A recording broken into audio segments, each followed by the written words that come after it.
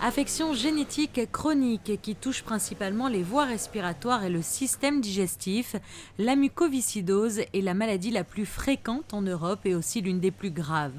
En France, 200 enfants naissent chaque année avec la mucoviscidose.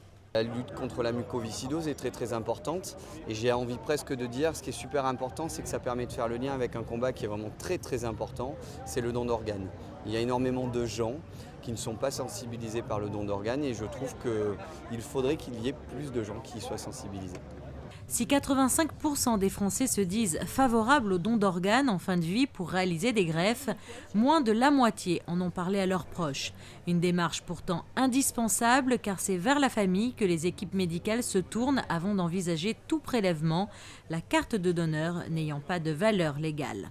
Et afin de mobiliser le plus de gens possible au don d'organes, les motards du viaduc effectuent actuellement un tour de France. À l'origine de cette association, Christian Lemellec, père de 3 enfants, est touché en plein cœur par la mucoviscidose avec la perte, il y a 3 ans, de sa fille Mélodie. Le but du rassemblement et du Tour de France, surtout, ça vient un peu à cause de ça, parce que Mélodie venait d'avoir son bac, avec mention très bien en plus, et elle a encore un petit frère qui a 8 ans, et qui lui demandait où étaient les sources de la Loire. Elle n'était pas capable de lui répondre sur le moment, on va dire.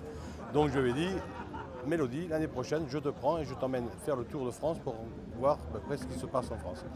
Bon, elle est décédée entre-temps et donc après on a dit on le fera, le Tour de France, et donc ça fait 3 ans qu'on se lance dans cette aventure. Et j'aimerais que tous nos citoyens et français, on va dire au moins, deviennent donneurs d'organes. C'est un geste gratuit, ça ne coûte pas un centime et on peut sauver des vies. Et aujourd'hui, malheureusement, tant que les gens ne sont pas touchés, ils ne le font pas.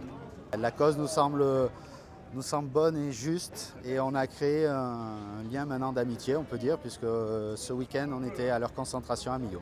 Gaëtan, le frère jumeau de Mélodie, souffre lui aussi de mucoviscidose et a tenu à partager cette aventure avec son père. Le Tour de France devrait s'achever le 15 juillet prochain. Ils reprendront la route le 28 juillet, mais cette fois pour un Tour d'Europe.